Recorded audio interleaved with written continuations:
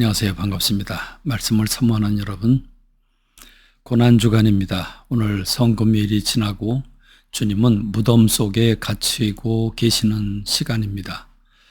창조주께서 죄의 결과로 주어진 그 죽음이라고 하는 형벌을 받으시고 죽은 자가 묻히는 무덤, 생명을 잃어버린 죽음, 그 죽음이 있는 무덤에 주님이 갇히셨습니다.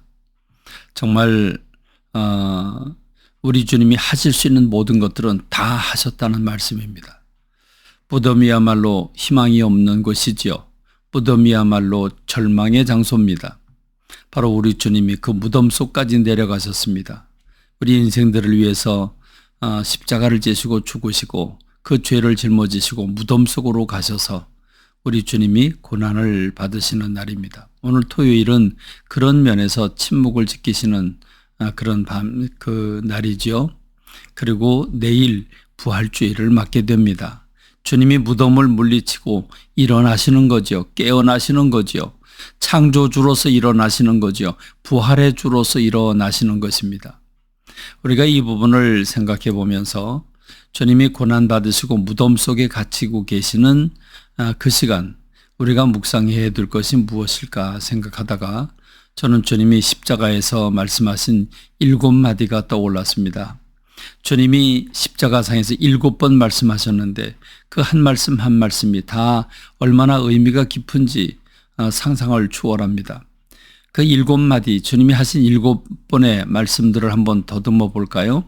첫 번째는 십자가에 못 박는 로마 병정들, 그리고 저 십자가 밑에서 조롱하고 희롱하는 대제사장과 그리고 이겼다고 생각하는 바리새인 제사장들, 그리고 길 지나가는 사람들이 고개를 흔들면서 내가 그리스도라면 뛰어내려라 라고 희롱을 하고 조롱을 하지요. 그렇습니다. 그런 사람들, 자기를 위해서 십자가 지는지는 전혀 알지 못하고 그 고난받는 예수님을 조롱하고 희롱하는 십자가에 못 박는 로마 병정들, 이런 사람들을 생각하면서 우리 주님이 아버지여 저희를 사하여 주옵소서, 자기 하는 것을 알지 못함이니이다. 그렇습니다. 주님은 십자가상에서 그 모진 말로 표현할 수 없는 그 고통의 십자가를 지신 상황 속에서 자기를 향해서 못을 박는 저들을, 조롱하고 희롱하는 저들, 못 박는 데 내어준 저들, 그들을 주님이 품으십니다. 저들을 용서해 달라는 것입니다. 저들이 하는 짓이 무언지를 모르면서 하고 있다는 것입니다. 그렇습니다. 주님은 사랑이십니다. 이 사랑이 있기에, 이 사랑 때문에 오늘 저와 여러분들에게 희망이 있다고 하는 사실을 기억하십시다. 두 번째로 주님이 하신 말씀은 진실로 내가 네게 이르노니 오늘 네가 나와 함께 낙원에 있으리라 하는 말씀입니다. 주님은 우편 강도를 향해서 말씀을 하십니다. 그렇습니다. 강도 2명은 서로 이야기를 합니다. 한편 강도는 이렇게 얘기를 하죠. 네가 그리스도라면 너도 구원하고 우리도 좀 구원해 줘라 라고 조롱을 합니다. 그러자 우편에 있는 강도가 이렇게 얘기를 하죠. 우리는 우리의 지은 죄값으로 십자가에 달리셨지만 이분은 죄가 없으신 분 아니냐? 네가 어떻게 그런 얘기를 할 수가 있느냐? 그러면서 그 우편 강도는 예수님께 이렇게 얘기를 합니다. 주님의 나라에 임하실 때 저를 좀 기억해 주옵소서라고 얘기하니까 주님은 그 말을 하자마자 곧바로 이어서 내가 진실로 내게 이른다. 내가 진실로 너에게 말한다.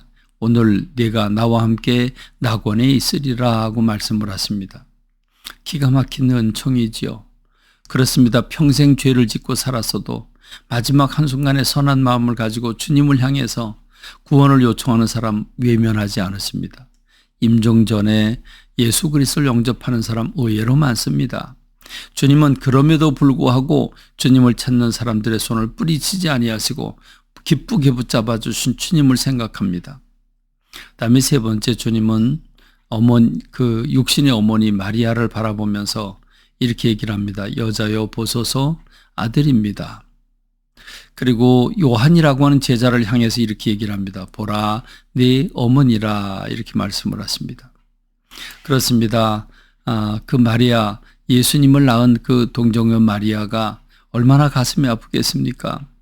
그 슬픔에 잠긴 어머니, 눈물 흘리고 있는 어머니를 향해서 내가 비록 온 세상을 구원하기 위해서 이 땅에 내려온 하나님이지만 그럼에도 불구하고 육신의 도리, 육신의 자녀로서의 도리를 다하지 못한 것을 회개하고 그리고 그 남은 몫을 이 요한이라고 하는 제자에게 육신의 어머니를 부탁하는 모습을 봅니다.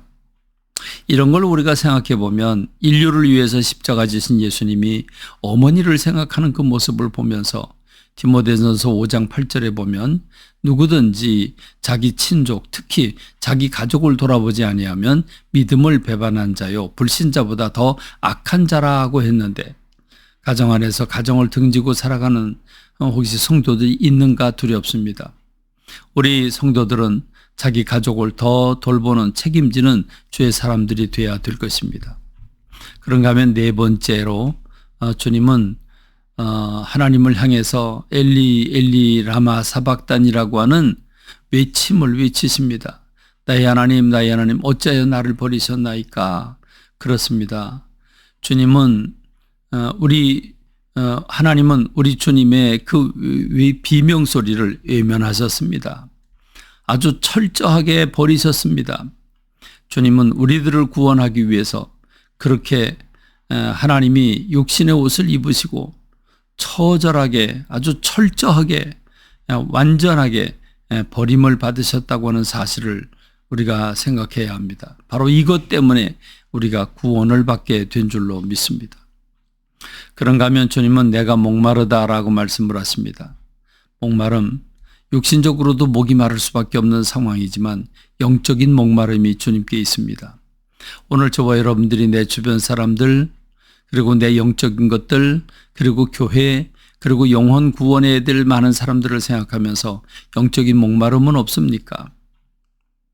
우리 주님은 여섯 번째로 다 이루었다 말씀하십니다. 이 십자가를 지시기 위해서 주님이 지금까지 견디셨습니다. 오신 목적이 바로 십자가를 지기 위한 겁니다. 주님은 다 이루었다라고 말씀을 하시고 마지막 일곱 번째로 아버지여 내 영혼을 아버지 손에 부탁하나이다 외치시고 십자가에서 죽으셨습니다. 그리고 그 운명하는 그 순간 성소의 그 휘장이 위로부터 아래로 찢어져서 하나님과 우리 사이에 열린 길이 만들어지게 된 것입니다. 이 주님께서 고난받으시고 무덤 속에 갇히신 이날 여러분 십자가에 달리셔서 하신 말씀을 묵상하면서 주의 은혜가 여러분 가슴에 따뜻하게 뜨겁게 감동과 그리고 벅참으로 충만하길 간절히 소망합니다. 감사합니다. 말씀 맺겠습니다.